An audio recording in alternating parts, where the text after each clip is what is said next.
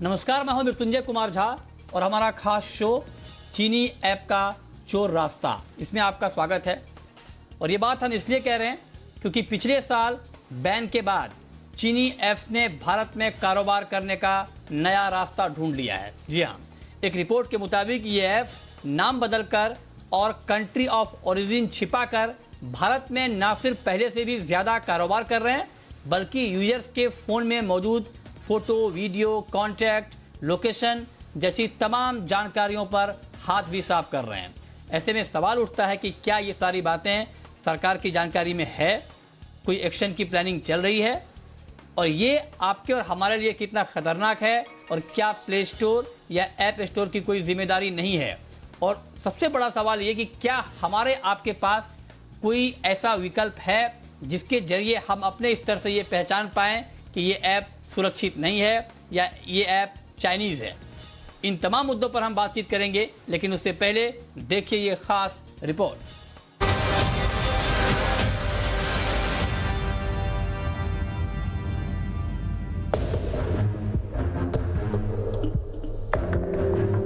वो कहते हैं ना कि धोखेबाज अपनी फितरत से बाज नहीं आते।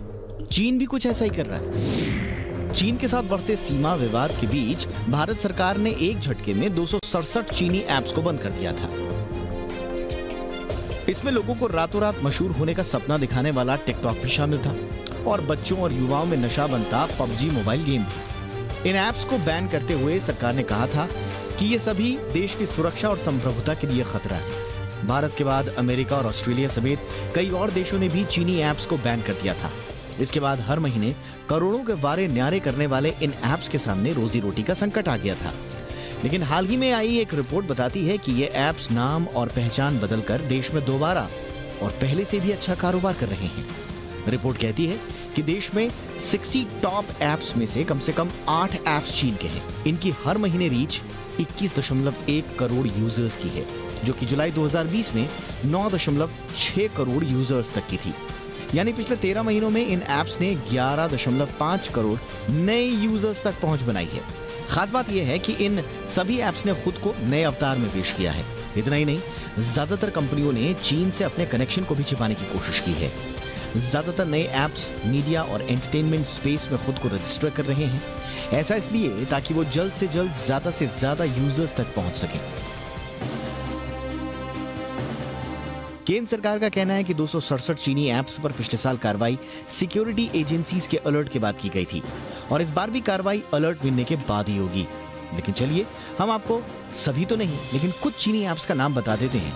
इन ऐप्स में सबसे पहला नाम है प्लेट का, जिसका मालिकाना हक युवा डांस एंटरटेनमेंट लिमिटेड का बताया जा रहा है, लेकिन असली मालिक है अलीबाबा। मस्त म्यूजिक स्टेटस के ऐप पर मालिक मस्त टीम को बताया गया है, लेकिन असल में इसकी मालिक चीनी कंपनी शाओइंग टेक्नोलॉजीज है। उसी तरह से नॉइज के ऐप पर बायुगो को मालिक बताया गया है, लेकिन असल में चीनी कंपनी वाई इंक इसकी मालिक है। टिकी का मालिक भी डोल टेक्नोलॉजी नहीं बल्कि वाई इंक ही है। म्यूजिक ऐप मीवी का ओनर म्यूजिक वीडियो स्टूडियो को दिखाया गया है, लेकिन असल में इसका मालिकाना हक बाइट डांस के पास है। इसी तरह से रेसो का असल मालिक मून वीडियो इंक नहीं बल्कि बाइट डांस ही है। शेयरमी और जिली का मालिक भी कोई और नहीं बल्कि शाओमी है। देखा जाए तो इन ऐप्स या डेटा चुराने वाले किसी भी ऐप्स को बैन करने की जिम्मेदारी हम सिर्फ सरकार पर डालकर पल्ला नहीं झाड़ सकते। अगर इन ऐप्स को रोकना है तो हमें और आपकी जागरूकता भी जरूरी होगी। आपको देखना होगा कि क्या ऐप इंस्टॉल होते वक्त उसके काम से ज्यादा परमिशन तो नहीं ली जा रही है। अगर ऐसा है तो इन ऐप्स को अनइंस्टॉल करने में ही भलाई है। ब्यूरो रिपोर्ट, जी मीडिया।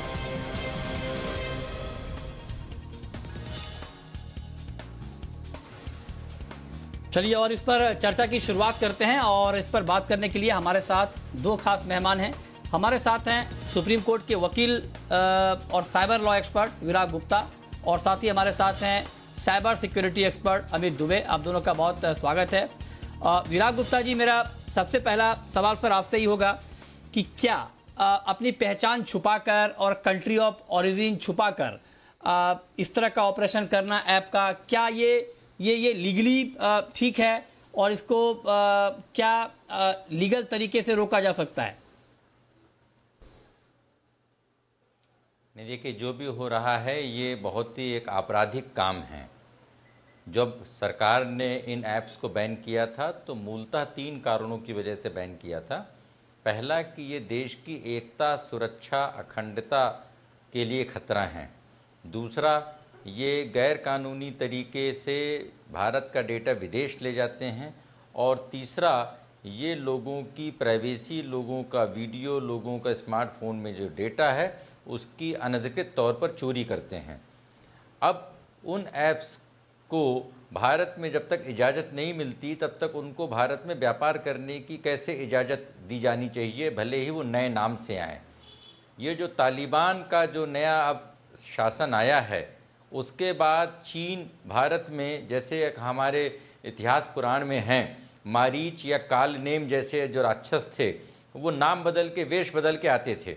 इसी तरीके से जो नए ज़माने में जो विदेशी आक्रमण होते हैं वो टेक्नोलॉजी के माध्यम से होते हैं, ऐप्स के माध्यम से होते हैं। और जो चीनी जो ये मारीच हैं, इन मारीचों को अगर सरकार दोबारा इनको दंडित करके बैन नहीं करती है, उनके खिलाफ आपराधिक कार्रवाई नहीं करती है, तो ये समाज और देश दोनों को बड़ा नुकसान है। अब जो आज रिपोर्ट आई है उसके अनुसार जो 8 ऐप्स हैं उनके पास पहले लगभग 10 करोड़ लोगों का जो सब्सक्राइबर बेस था, अब वो 11-12 करोड़ लोग उसमें और जुड़ गए हैं। इसका मतलब ये और भी ज़्यादा मजबूती से आ गए हैं। और जब इनको बैन किया गया था तो उस समय इनकी जो इल्लीगल सेल प्रोसीड्स थी, जो इनके पास इल्लीगल डेटा था, उस पर भी किसी तरीके से जब्ती की कार्रवाई भारत सरकार ने नहीं की थी, जिसकी वजह से इन ऐप्स के जो हौसले हैं बुलंद हैं। और इन ऐप्स को जो मार्केटिंग करने का एक बड़ा प्लेटफॉर्म है, वो जो गूगल, जहाँ पर गूगल के प्लेटफॉर्म पे जहाँ से लोग डाउनलोड करते हैं वहाँ पर पूरे डिस्क्लोज़र नहीं होने की वजह से भी समस्या है। तो नए आईटी रूल्स के तहत इन सारे ऐप्स से डिस्क्लोज़र मांगे जाएं और इन कंपनियों को भारत में अधिकारी नियुक्त करने के आदेश दिए जाएं, तो इनका जो दोगलापन है, जो इनका दोहरा चरित्र है, जो इनका गुमनाम चरित्र है, वो उजागर होगा और इन्हें दंडित करने में आसानी होगी। ठीक है, ये तो आपने ठीक कहा कि मतलब आईटी एक्ट के तहत इनसे बाकी डेटा मांगा जा सकता है। लेकिन अमित दुबे जी, मैं मतलब टेक्निकल पॉइंट ऑफ व्यू से आपसे पूछना चाहता हूं कि जब भी कोई ऐप डेवलप होता है तो क्या उस ऐप में किस किस तरह की जानकारी होनी चाहिए ताकि आप प्ले स्टोर या ऐप स्टोर पे आपकी मौजूदगी हो? मैं इसलिए आपसे पूछ रहा हूं कि क्या कोई ऐप अपना कंट्री ऑफ ओरिजिन छुपाकर या कुछ और इंफॉर्मेशन छुपाकर ऑपरेट कर सकता है, या वहां पर ये जिम्मेदारी उस प्लेटफॉर्म की भी हो जाती है कि जब तक आप कंट्री ऑफ ओरिजिन नहीं बताएंगे, जब तक आप पूरी जानकारी नहीं देंगे, आप इस प्लेटफॉर्म पर नहीं आ सकते हैं? देखिए, अभी इस तरह का कोई प्रावधान नहीं है। अभी जिस तरह से लोग ऐप पब्लिश करते हैं गूगल प्ले स्टोर पर और दूसरे प्ले स्टोर्स पर, उसमें अपनी पहचान कुछ भी बता सकते हैं। कई लोग तो मैंने देखा है ऐप्स में जो ईमेल आईडी भी यूज़ कर रहे हैं, वो जीमेल या प्रोटॉन मेल होता है जो ऑफ़िशियल नहीं होता और वो बदल भी जाता है। तो इस वजह से सही बंदे तक पहुँचने में बहुत दिक्कत आती है, क्योंकि प्ले स्टोर का जो प्रावधान है उसमें कोई भी as an individual app publish कर सकता है और उसमें उसको अपनी जो जानकारी है वो यदि वो झूठी भी बता देता है तब भी कोई दिक्कत नहीं होती। इसलिए सबसे बड़ा चैलेंज ये है। और बाकी जो मैं आपसे कहना चाहता हूँ कि अभी जो ये चाइनीज़ ऐप अलाउड हुई वो कैसे हुई? क्योंकि चाइनीज़ ऐप ने अब इनबिल्ट वीपीएन देना शुरू कर दिया है। वीपीएन एक ऐसी फैसिलिटी है जिससे किसी भी व्यक्ति के रियल लोकेशन या उसके जो एप्लीकेशंस है उसका आइडेंटिफिकेशन बहुत मुश्किल हो जाता है, क्योंकि वो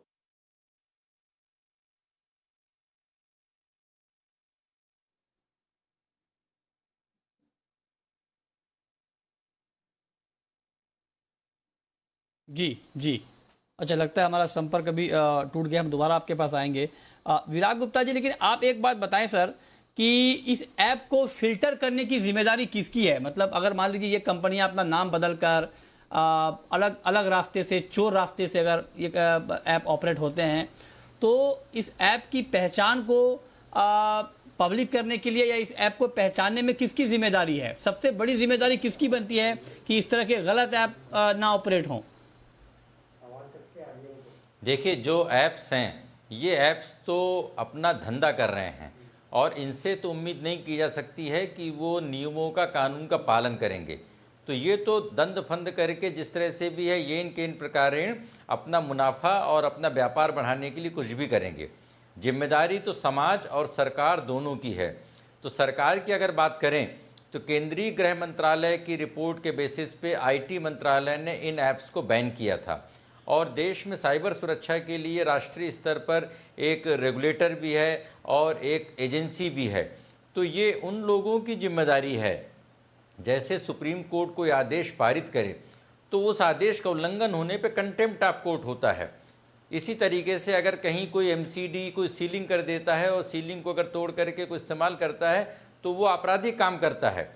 अगर सरकार ने कुछ ऐप्स को बैन किया है और वो बैन पिछले दरवाजे से चोर दरवाजे से आके भारत में व्यापार कर रहे हैं, इसके लिए सरकार को, केंद्रीय गृह मंत्रालय को, सारी एजेंसियों को इन सारे ऐप्स के खिलाफ सख्त कार्रवाई करनी चाहिए। सरकार को गूगल प्ले स्टोर से बोलना चाहिए कि इन सारे ऐप्स को अपने प्लेटफॉर्म से तुरंत हटाए। जो नियम बने हैं, जो मैं फिर बोल रहा हूं कि जो 2021 में आईटी रूल्स बने हैं, इन नियमों के अनुसार सरकार को गूगल प्ले स्टोर से भी बोलना चाहिए कि जिस तरीके के भी अपराध को बढ़ावा देने वाले या गैर कानूनी या बेनामी जितने ऐप्स हैं, उनमें से तमाम सारे ऐप हैं जो लोन वगैरह का भी गोरख धंधा करते हैं, इस तरीके के सारे ऐप्स को बैन करना ज़रूरी है। क्योंकि यह सिर्फ समाज की प्राइवेसी के लिए खतरा नहीं है, ये अर्थव्यवस्था बस के लिए खतरा नहीं है।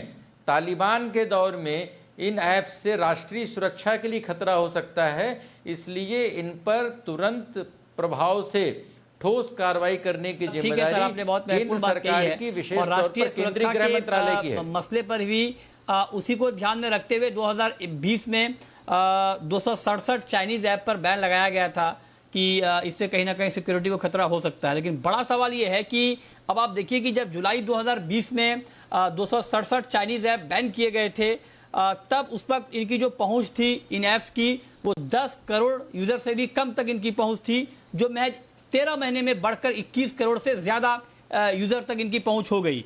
तो अमित जी, मैं आपसे पूछना चाहता हूं कि जिस रफ्तार से ये ऐप अपना कामकाज बढ़ा रहा है, कारोबार का विस्तार कर रहा है, बहुत तेजी से लोग जुड़ रहे हैं और इन्होंने नब्ज भी पकड़ ली है यूजर की कि ये मीडिया और एंटरटेनमेंट जैसे ऐप को ज्यादा ऑपरेट करते हैं, वहां पर लोग ज्यादा आ रहे हैं। एक तो मैं पढ़ रहा था कि एक ऐप है जो पायरेटेड वीडियो वहां पर आप डाउनलोड करके देख सकते हैं।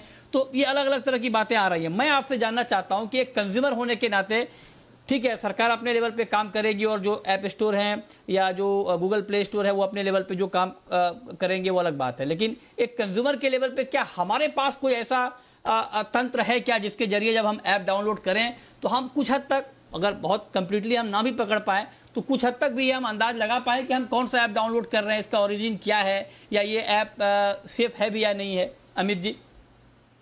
देखिए मृत्युंजय जी, पहले तो मैं ये बताऊं कि जो लोग ये ऐप डाउनलोड कर रहे हैं वो जानते हैं कि ये चाइनीज ऐप है, क्योंकि जिस तेजी से ये बढ़ा है लोगों ने अल्टरनेटिव ढूंढने शुरू किए कि ये इस ऐप का आप चाइनीज वर्जन कैसे इंस्टॉल किया जा सकता है। तो यदि आप कोरा पे जाएं या ऐसे किसी साइट पर जाएं जहां पर इस तरह के क्वेश्चन पूछे जाते हैं, तो आप पाएंगे कि जो भारतीय यूजर्स हैं उन्होंने बहुत बार ऐसी सवाल पूछे कि अब उन बैंड चाइनीज ऐप्स को कैसे इंस्टॉल किया जाए। और उसके बाद जो ऑप्शंस आए कि आप एक वीपीएन इंस्टॉल कर लीजिए और उसके बाद ये ऐप यूज कर सकते हैं, या उस ऐप का नया वर्जन अवेलेबल है, डिफरेंट नेम से अवेलेबल है और उसमें चाइनीज फुटप्रिंट्स नहीं है।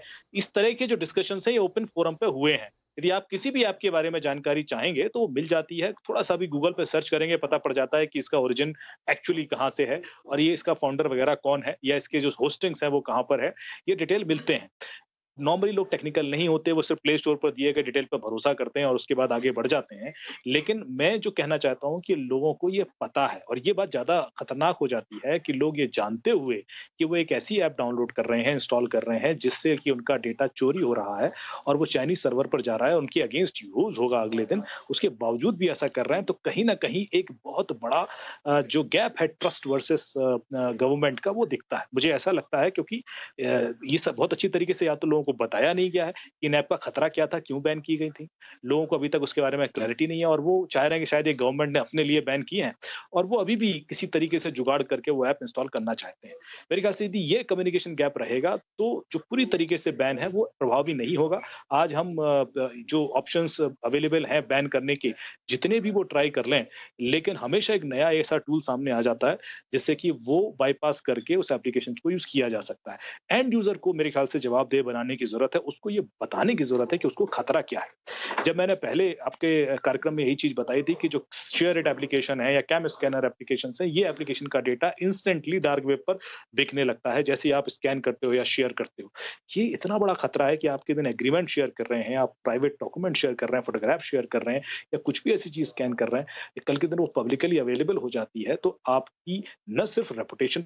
विराग गुप्ता जी, अब मैं आपसे एक सवाल सर ये पूछना चाहता हूं कि आपने कहा कि सरकार को निश्चित तौर पर आईटी एक्ट के तहत कार्रवाई करनी चाहिए, लेकिन आप जरा बताएं, क्योंकि एक मीडिया रिपोर्ट में ये कहा गया है कि जब इस मामले को सरकार के संज्ञान में लाया गया तो सरकार ये इंतजार कर रही है कि पिछली बार जो बैन लगाया गया था ऐप पे, होम मिनिस्ट्री की तरफ से इनपुट आए थे कि हाँ ये सिक्योरिटी के लिए खतरा है, तब उसके ऊपर एक्शन लिया गया था। अभी इस तरह का कोई इनपुट आया नहीं है, तो आप जरा बताएं कि क्या रीचेक करना चाहिए जो हमारी साइबर क्राइम एजेंसीज हैं, जो सिक्योरिटी एजेंसीज हैं, जिसके आधार पर वो ये इनपुट दे पाएं कि हाँ इन ऐप्स को बैन किया जाए, रोका जाए। देखिए, सरकार को 4 काम करने की ज़रूरत है। पहले नंबर पर जैसा अमित जी ने बोला है कि लोगों को जागरूक करना है। जागरूक करने के लिए सरकार इतने बड़े बड़े विज्ञापन देती है, तो इन सारे चाइनीज़ ऐप्स का राष्ट्रीय और स्थानीय अखबारों पे विज्ञापन आना चाहिए कि ये चाइनीज़ ऐप्स बैन हैं, जो अब इन नामों से फिर से सक्रिय हैं और लोग इनके इस्तेमाल से बचें। ये पहली बात है। दूसरी बात ये है कि गूगल प्ले स्टोर और सारे प्ले स्टोर्स को आदेश देकर इन सारे ऐप्स का डिस्क्लोजर पूरा करवाना चाहिए और इन ऐप्स को उन प्लेटफॉर्म से हटवाना चाहिए। तीसरे नंबर पर आईटी इंटरमीडिएट रूल्स के तहत जो नए अभी बने हैं, इन सारे ऐप्स को भारत में अपने शिकायत अधिकारी, यहाँ पर नोडल ऑफिसर और सारे प्रकार के जो कंप्लाइंसेज हैं करने के लिए विवश करना चाहिए। 3 काम तो तुरंत हो सकते हैं। और चौथा काम जो है वो है, बहुत दिनों से पेंडिंग है कि सुप्रीम कोर्ट के 9 जजों के फैसले के बावजूद अभी तक प्राइवेसी का कानून नहीं बना, जिसकी वजह से डाटा का ये पूरा देश में अवैध गोरख धंधा चल रहा है। तो जल्द से जल्द संसद के माध्यम से डेटा सुरक्षा कानून बने, जिससे कि ये भारत जो डेटा उपनिवेशवाद बन गया है और भारत का डेटा चीन, अमेरिका, यूरोप जा रहा है, तो उस पर लगाम लगे। अब अगर एक और कानून है जिसके तहत कार्रवाई की जा सकती है, आईटी एक्ट के अलावा इन कंपनियों पर भारत की आईपीसी के तहत कार्रवाई की जा सकती है कि अगर किसी ऐप को बैन कर दिया गया है और वह ऐप दोबारा भारत में सक्रिय है, तो उनके जो भारत स्थित अधिकारी हैं, उनके जो मार्केटिंग के ऑफिसर हैं, उन सारे लोगों के खिलाफ सख्त से सख्त आपराधिक कार्रवाई करनी चाहिए। ऐसे लोगों के लिए ही राष्ट्रीय सुरक्षा कानून और मकूका जैसे कानून बने हुए हैं। इन लोगों के खिलाफ किसी प्रकार की ढिलाई नहीं करनी चाहिए। और जनता, मैं नहीं समझता जनता को तो फ्री का सस्ता ऐप चाहिए। महत्वपूर्ण सुझाव है जनता को ऊपर इस बात को छोड़ा नहीं जा सकता कि इस तरह से हम इस तरह के ऐप के चोर रास्ते को रोक सकते हैं। बहुत महत्वपूर्ण जानकारी सर आपने दी है।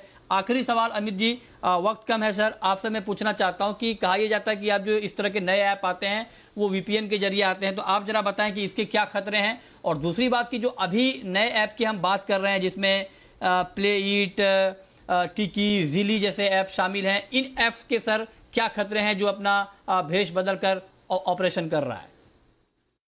देखिए, पहले तो जो लोग सोचते हैं कि वीपीएन की वजह से उनकी प्राइवेसी छुप जाती है या वो उनकी आइडेंटिटी रिवील नहीं होती, ये बहुत बड़ा मिथ है। क्योंकि वीपीएन, जितने भी फ्री वीपीएन हैं, वो खुद आपका डेटा उठा रहे होते हैं आपके फ़ोन से और वो डेटा मार्केट में बेच रहे होते हैं। तो इसलिए एक जो कन्फ्यूजन है, पहले मैं दूर करना चाहता हूँ। दूसरा, जिस तरीके से ऐप आप इंस्टॉल कर रहे हो, वो चाहते हैं कि आप इस तरीके से ऐप इंस्टॉल करो ताकि वो आपके फ़ोन का और एक्सेस ले सकें और पावर ले सकें, क्योंकि वो आपकी डेस्परेशन जानते हैं कि आप वास्तव में आप किसी भी हद तक जाओगे और इंस्टॉल करोगे, सेटिंग्स भी चेंज करोगे, परमिशंस भी दोगे, तो ये जो खतरे आपके खुलते चले जाएंगे। आप जब देखेंगे तो आपके कैमरा की परमिशन, माइक्रोफोन की परमिशन, फोन बुक की परमिशन, लोकेशन, सब कुछ उन्होंने ले लिया होगा। या आप जो किसी भी ऐसी ऐप में जाएंगे तो आप देख लेंगे। तो ये क्यों लिया? पहले शायद फिर भी एक ऑप्शनल था, अब उन्होंने उसको मैंडेटरी भी कर दिया। क्यों? क्योंकि वीपीएन इन्वॉल्व है। तो वो कहते हैं कि नहीं, हमारा आपका जो डेटा होगा वो एनोनिमस होगा और आप सिक्योर होगे, तो आप कर भी देते हो। पर ये डेटा अभी भी ले रहे हैं वो, और वीपीएन के थ्रू जा उन्हीं के सर्वर पे रहा है। तो आप बचना किससे चाह रहे हैं? पहले तो ये पब्लिक को समझने की जरूरत होगी, क्योंकि वो खतरा अभी तक और बढ़ गया है, कम नहीं हुआ है। वो आप जब VPN के जी। थ्रू करते हो तो खतरा बढ़ जाता है। तो एक तो ये कहा, दूसरा जो गवर्नमेंट कर सकती है, जैसा कि अभी विराग जी ने बताया, मैं कुछ उसमें और ऐड करना चाहता हूँ, क्योंकि ये खतरा सिर्फ भारतीयों के लिए नहीं है, ये खतरा सारे विदेश में हर व्यक्ति के लिए जो भी इस तरह की ऐप इंस्टॉल कर रहा है। मेरे ख्याल से एक इंटरनेशनल लेवल पर भारत को लीड लेने की जरूरत है, जिसमें कि हम लॉबिंग करें और अधिकतर देशों से इस ऐप को बैन कराएं। जब तक इस तरह का एक मूवमेंट शुरू नहीं होगा, आइसोलेशन में ये चीज अचीव करना बहुत मुश्किल होगी। जो बाकी तरीके हैं, कानूनी प्रक्रिया, वो कर सकते हैं, पर आप सजा देंगे किसको? क्योंकि इसमें अधिकतर लोग बाहर ही होते हैं। कोई भी ऐसा बिजनेस इंडिया में बिना आए हुए भी चलता है और चल रहा होता है। जो मार्केटिंग बिजनेसेस हैं वो भी ऑनलाइन चल रहे होते हैं, एडवर्टीजमेंट भी यहाँ से चले जाते हैं, तो अल्टीमेटली किसी को पकड़ना बहुत मुश्किल हो जाता है। जब आप लोन ऐप्स की बात उन्होंने की थी विराग जी ने, तो पाया होगा कि लोन ऐप्स में ओके भी सर, सारा कुछ फाइन। बाहर से हो रहा था। तो इस वजह से जी, मेरे जी, ख्याल जी। से एक लॉबिंग की जरूरत है, जो अभी हम लोग जी, उसमें ये एक बहुत इनिशिएटिव महत्वपूर्ण लेकर इनपुट है। लीड करें। Right sir, sir, right. बहुत शुक्रिया अमित जी आपका और विराग गुप्ता जी आपका हमारे साथ जुड़ने के लिए और बताने के लिए कि चीन के इस चालबाजी का किस तरह से मुकाबला किया जाए जो ऐप के जरिए चीन कर रहा है और इस चोर रास्ते को कैसे रोका जाए।